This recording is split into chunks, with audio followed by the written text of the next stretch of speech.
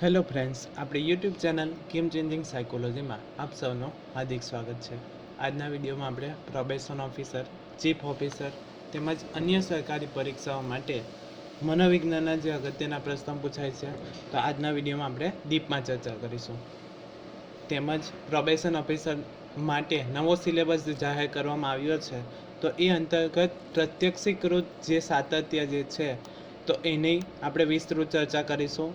અગાઉ video number 1 અને 2માં પ્રત્યક્ષીકરણ અંગેના ખૂબ જ અગત્યના જે આપણે ડીપમાં થિયરી કહી શકાય એની ચર્ચા કરી હતી અને તેની સાથે 3 MCQના વિડીયો પણ બનાવવામાં આવ્યા હતા. જો તમે એ ન જોયા હોય તો જોઈ લેવા વિનંતી.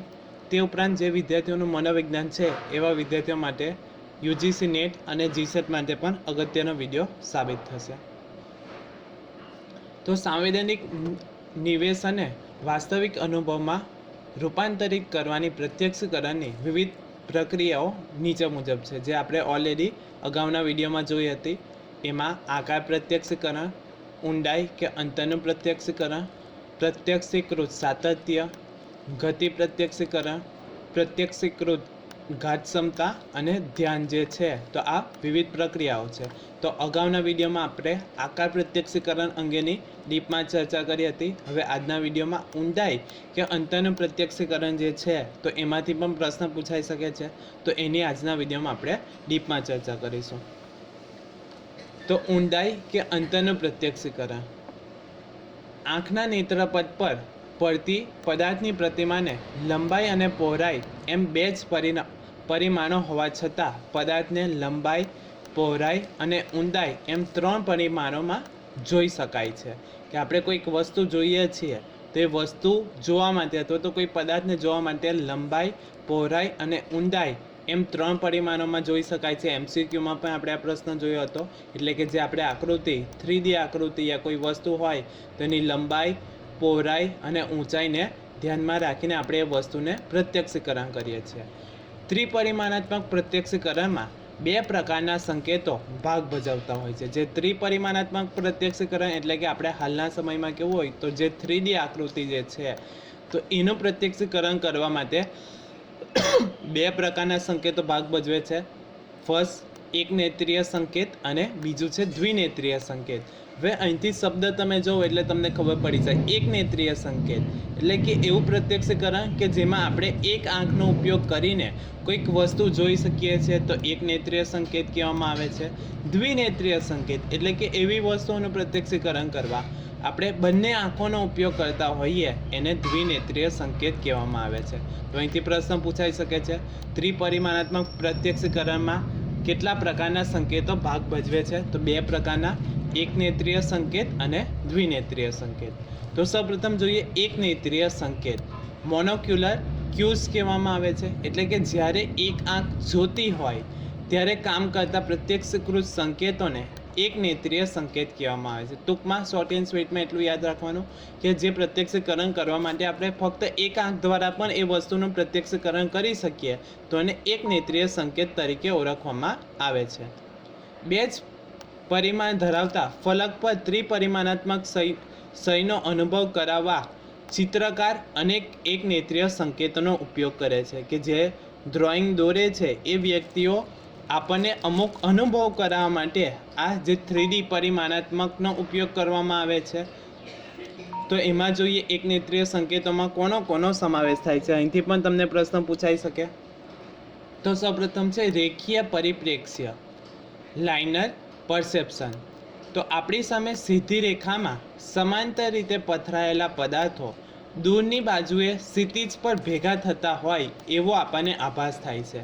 કે તમે ચિત્રમાં પણ જોયું હશે કે ચિત્રકાર જે ડ્રોઈંગ કરે છે તેમાં અમુક વસ્તુઓ એવી બતાવે છે કે આપણને એવો અનુભવ થાય છે કે અમુક અંતરે, જે ફોર એક્ઝામ્પલ ડ્રોઈંગમાં કોઈ બ્રિજનું ચિત્ર હોય યા કોઈ રોડનું ચિત્ર હોય તો એવી રીતે એમણે આકૃતિ દોરી હોય કે આપણને એવું લાગે છે કે દૂર જતાં એ રોડ જે છે અથવા તો બ્રિજ જે છે તો એ બંને ભેગા થતા હોય એવો અનુભવ થાય તો એને રેખીય પરિપ્રેક્ષ્ય કહેવામાં આવે છે. ટૂંકમાં આપણી સામે સીધી રેખામાં સમાંતર રીતે પથરાયેલા પદાર્થો દૂરની બાજુએ જોતા એ ક્ષિતિજ પર ભેગા થતા હોય એવો આપણને અનુભવ થાય એને રેખીય પરિપ્રેક્ષ્ય કહેવામાં આવે છે.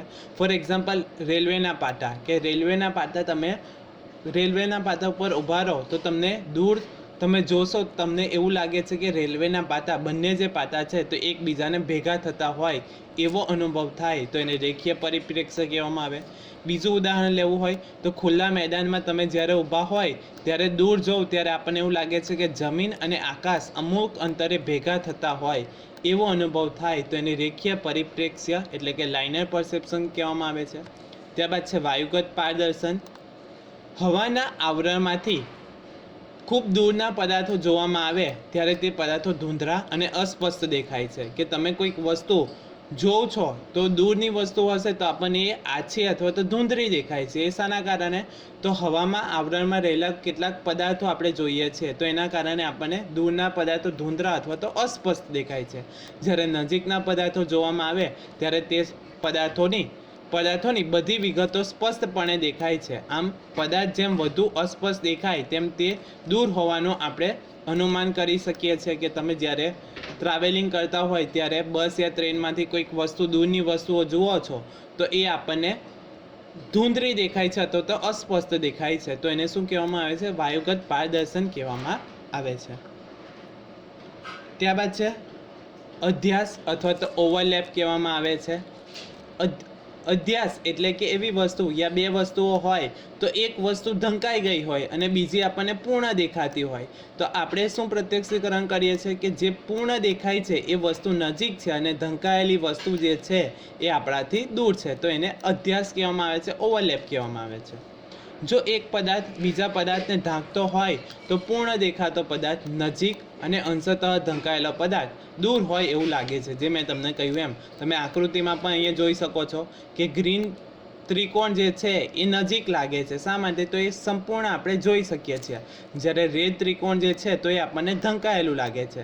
તો આપણે એવું અનુમાન કરી શકીએ છીએ કે આપણાથી જે રેડ ત્રિકોણ જે છે એ આપણથી દૂર છે અને જે ગ્રીન ત્રિકોણ સંપૂર્ણ દેખાય છે એ આપણાથી નજીક છે તો એને શું કહેવામાં આવે છે? અધ્યાસ અથવા તો ઓવરલેપ તરીકે ઓળખવામાં આવે છે. ત્યારબાદ છે છાયા, શેડો કહેવામાં આવે છે કે છાયાયુક્ત પદાર્થો દૂર દેખાય છે અને પ્રકાશયુક્ત પદાર્થો નજીક દેખાય છે. ત્યારબાદ છે અંતર્જન્ય પોતભેદ. જેમ જોનારની આંખથી સપાટી દૂર સુધી વિસ્તરે તેમ સપાટીના દેખાતા પોતાનામાં ફરક પડતો દેખાય છે અને સપાટીનું પોત નજીકમાં વિગ્રથિત દેખાય છે જ્યારે દૂરની બાજુએ સુગ્રથિત દેખાય છે.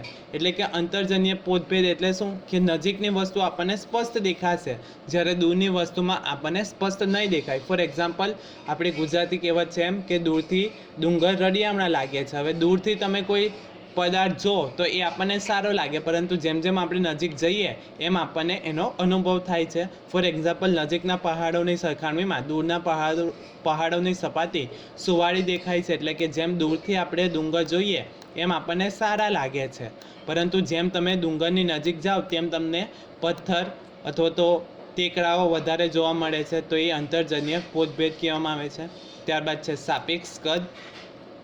દૂર આવેલા પદાર્થો નાના દેખાય છે અને નજીકના પદાર્થો કદમાં મોટા દેખાય છે. તો ટૂંકમાં સાપેક્ષ કદ એટલે શું? દૂર રહેલા પદાર્થો આપણને નાના દેખાય છે અને નજીકના પદાર્થો મોટા દેખાય છે. કે તમે કોઈ દૂરની કોઈ વસ્તુ જુઓ તો એ વાસ્તવિક કદ કરતાં આપણને નાની લાગે છે. શાના કારણે? તો એ વસ્તુ યા પદાર્થ દૂર છે એના કારણે. પરંતુ એ જ વસ્તુની તમે નજીક જોશો ત્યારે તમને એ પદાર્થ મોટો દેખાશે. તો એ પ્રત્યક્ષીકરણ સાપેક્ષ કદ છે. ત્યારબાદ છે ગતિ.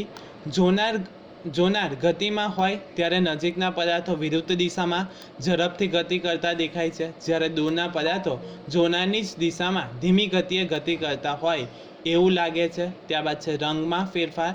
જેમ પદાર્થ જોનારથી વધુ દૂર હોય તેમ તેનો રંગ ભૂખરો અને ઓછો તેજસ્વી દેખાય છે. કે તમને પણ અનુભવ થયો હશે ડ્રાઇવિંગ કરતા હોય યા વોટ એવર ટ્રાવેલિંગ કરતા હોય ત્યારે દૂરથી કોઈ ગાડી આવતી હોય, ફોર એક્ઝામ્પલ રેડ કલરની ગાડી દૂરથી તમને લાગે તો એ આપણને ભૂખરી અથવા તો ઝાંખી ઓછી તેજસ્વી લાગે, પરંતુ એ જ ગાડી આપણે જ્યારે નજીકથી જોઈએ તો એ વધારે તેજસ્વી લાગે છે. તો એ રંગમાં ફેરફાર જોવા મળે છે, એટલે કે જેમ પદાર્થ જોનારની વધુ દૂર હોય તેમ તેનો રંગ ભૂખરો અને ઓછો તેજસ્વી દેખાય છે. ઊંડાઈ કે અંતર માટેના મોટાભાગના સંકેતોમાં માત્ર એક જ આંખની જરૂર પડે છે. તેથી એક આંખ ધરાવતી વ્યક્તિઓ પણ મોટાભાગની પરિસ્થિતિઓમાં ઊંડાઈનું પ્રત્યક્ષીકરણ યોગ્ય રીતે કરી શકે છે. એટલે કે આપણે જે અગાઉનું જેટલા પણ એક્ઝામ્પલ જોયા એ બધા એક નેત્રીય હતા, એટલે કે જે વ્યક્તિ એક આંખ ધરાવતી હોય અથવા તો એમને પ્રોબ્લેમ હોય તો એક આંખથી પણ અમુક મોટાભાગની વ્યક્તિઓ પ્રત્યક્ષીકરણ કરી શકે છે, અને એમાં પણ મોટાભાગની વ્યક્તિ જે છે એ પરિસ્થિતિમાં ઊંડાઈનું પ્રત્યક્ષીકરણ યોગ્ય રીતે કરી શકે છે. હવે છે દ્વિનેત્રીય સંકેત. તો એવા પ્રત્યક્ષીકૃત સંકેતો જે એક સાથે કામ કરતી બંને આંખો ઉપર આધારિત હોય. તો ટૂંકમાં દ્વિનેત્રીય સંકેત એટલે આપણે શોર્ટ એન્ડ સ્વીટમાં એ રીતે યાદ રાખી શકીએ કે બંને આંખોનો ઉપયોગ કરીને કોઈ વસ્તુનું પ્રત્યક્ષીકરણ કરી શકીએ તો એને દ્વિનેત્રીય સંકેત કહેવામાં આવે છે. બે આંખ ધરાવતી વ્યક્તિઓને અંતર કે ઊંડાઈનું પ્રત્યક્ષીકરણ કરવામાં એક નેત્રીય ઉપરાંત કેટલાક દ્વિનેત્રીય સંકેતોનો પણ લાભ મળે છે. તો એમાં કયા કયા છે? તો દ્વિપરિમાણી દ્રષ્ટિ. બે આંખો એક જ પદાર્થને જુએ ત્યારે બંને આંખના નેત્રપથ પર બે પ્રતિમાઓ પડે છે. આ પ્રતિમાઓનું સંયોજન મગજમાં થાય છે અને ઊંડાઈ ધરાવતું એક સઘન ત્રિપરિમાણાત્મક દ્રષ્ટિ જોઈ શકાય છે. તો ટૂંકમાં કોઈક વસ્તુ જે છે તો આપણે બંને આંખે એને જોઈએ છીએ. હવે બંને આંખોમાંથી એનું જે દ્રશ્ય જે છે એ પ્રતિમાનું સંયોજન થાય છે અને જે વસ્તુ યા પ્રતિમા બને છે એને મગજ સુધી પહોંચાડે છે અને મગજ એનું સંયોજન કરે છે અને આપણે એ વસ્તુ જોઈએ છીએ. ત્યારબાદ છે નેત્રપથીય વિષમતા. તો બે આંખો વચ્ચે આશરે 65 સેમી જેટલું અંતર હોવાથી બંને આંખના નેત્રપથ પર એક જ પદાર્થ સહેજ જુદા દ્રશ્યો ઝીલાય છે. એટલે કે આપણી બે આંખ વચ્ચે કે આપણી જે બે આંખ છે એ બે વચ્ચે કેટલું અંતર જોવા મળે છે? તો લગભગ 65 સેન્ટીમીટર જેટલું અંતર જોવા મળે છે. તો એના કારણે શું થાય છે કે બંને આંખમાં જે દ્રશ્ય પ્રતિમા બને છે તો એમાં થોડો તફાવત જોવા મળે છે. દૂરના પદાર્થ કરતાં નજીકનો પદાર્થ જોઈએ ત્યારે બંને પ્રતિમાઓ વચ્ચે વધુ તફાવત હોય છે. આ શારીરિક સંકેત પરથી અંતર વિશેનો આપણને ખ્યાલ આવે છે. ત્યારબાદ છે કેન્દ્રાભિસરણ. તો 7.6 મીટર સુધીના અંતરની મર્યાદા આવતા કોઈ પદાર્થને જોવો હોય તો તેની પ્રતિમા નેત્રપથની પીઠ બિંદુ ઉપર ઝીલવા માટે આંખના બંને દોડાને નાક તરફ અંદરની બાજુએ વાળવા પડે છે. એટલે કે આપણે કોઈક દૂરની વસ્તુ જોવી હોય તો બંને આંખ જે છે તો એના જે દોડા જે છે તો આપણે નાકની બાજુ એટલે કે નાકની બાજુ વાળવા પડે છે અને એના કારણે આપણે પ્રત્યક્ષીકરણ કરી શકીએ છીએ. તેમાં આંખના સ્નાયુઓ તંગ બને છે અને તેની નોંધ મગજ લે છે. આમ સ્નાયુવિક સંકેત પદાર્થો કેટલો દૂર છે એ નક્કી કરવા માટે ઉપયોગી બને છે. તો કેન્દ્રાભિસરણમાં શું આવશે?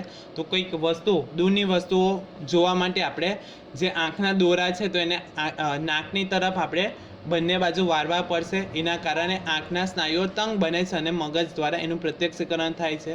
ત્યારબાદ છે શિશુઓમાં ઊંડાઈનું પ્રત્યક્ષીકરણ. તો મોટાભાગના જે પ્રાણી જાતિઓ જે છે તો એમનામાં ઊંડાઈનું પ્રત્યક્ષીકરણ જન્મગત જ જોવા મળે છે.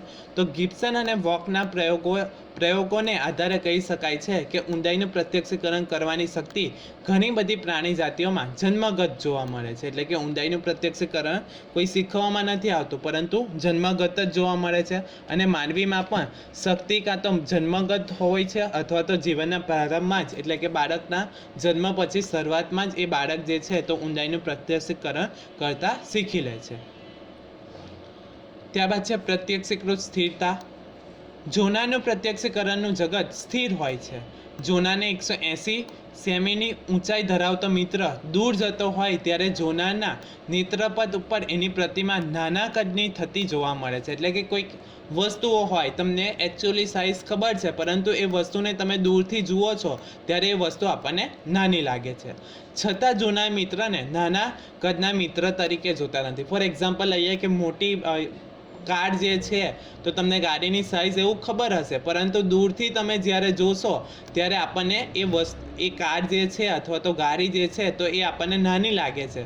તો આપણે એ વસ્તુ યા કાર નાની લાગે છે તો આપણે એવું નથી કહેતા કે આ રમકડાની ગાડી છે, પરંતુ આપણે એને હકીકત જે કાર છે એને જોઈએ છીએ. ખંડમાંની બારીને જુદે જુદે ખૂણેથી એ લંબચોરસ બારીના આકાર વિશેની નેત્રપથ પર જે પ્રતિમા પડે છે તેનો આકાર લંબચોરસ રહેતો નથી. આમ છતાં જોનાર તેને લંબચોરસ બારી તરીકે જુએ છે. સફેદ રંગની ગાય યા લાલ રંગની કાર જે છે એ સૂર્યપ્રકાશમાંથી છાયામાં જાય છે ત્યારે તેના પરથી ઓછા પ્રકાશનું પરાવર્તન થાય છે, છતાં તેને આપણે સફેદ બોર્ડ અથવા તો સફેદ બોર્ડ કહીએ છીએ અને લાલ કાર તરીકે જોવામાં આવે છે. એટલે કે કોઈ સફેદ બોર્ડ હોય છે તો સફેદ બોર્ડને આપણે જ્યારે પ્રકાશ વધારે પડતો હોય યા સૂર્યપ્રકાશમાંથી જ્યારે ગતિમાં હોય યા કોઈ લાલ કલરની ગાડી સૂર્યપ્રકાશમાંથી છાયામાં જતી હોય ત્યારે ઓછા પ્રકાશનું પરાવર્તન થાય, છતાં પણ આપણે એને લાલ કાર તરીકે જોઈએ છીએ. તો એને શું કહેવામાં આવે છે?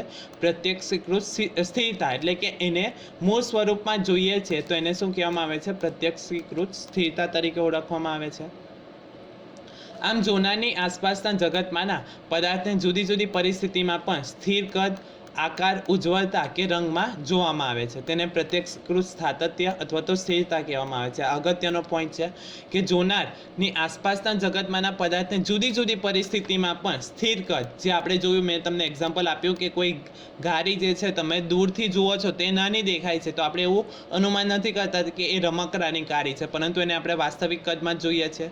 ત્યારબાદ આકાર, ઉજ્જવળતા કે રંગમાં આપણે જોયું કે સૂર્યપ્રકાશમાં કોઈ ગાડી હોય તો એની તેજસ્વીતા વધારે લાગે, છતાં પણ આપણે એ જે મૂળ રંગમાં હોય તો એને જોવામાં પ્રયત્ન કરીએ છીએ તો એને શું કહેવામાં આવે છે? પ્રત્યક્ષીકૃત સાતત્ય અથવા તો સ્થિરતા તરીકે ઓળખવામાં આવે છે. પ્રત્યક્ષીકૃત સાતત્ય એટલે જુદા જુદા સંજોગોમાં પણ ઉદ્દીપક પરિસ્થિતિને લગભગ સમાન રીતે પ્રત્યક્ષ કરવાનું વલણ જોવા મળે તો એને પ્રત્યક્ષીકૃત સાતત્ય તરીકે ઓળખવામાં આવે છે. જીસેટમાં પણ અહીંથી પ્રશ્ન પૂછાયો હતો, કોઈ એક એક્ઝામ્પલ આપીને પ્રશ્ન પૂછવામાં આવ્યો હતો.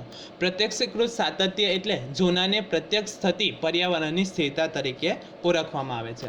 આશા રાખું છું કે તમને આ વિડીયોમાં સમજ પડી ગઈ હશે, અને જો તમને આ વિડીયો પસંદ પડ્યો હોય તો વધુમાં વધુ લાઈક કરો, શેર કરો અને અમારી ચેનલને સબસ્ક્રાઈબ કરો. Thank you.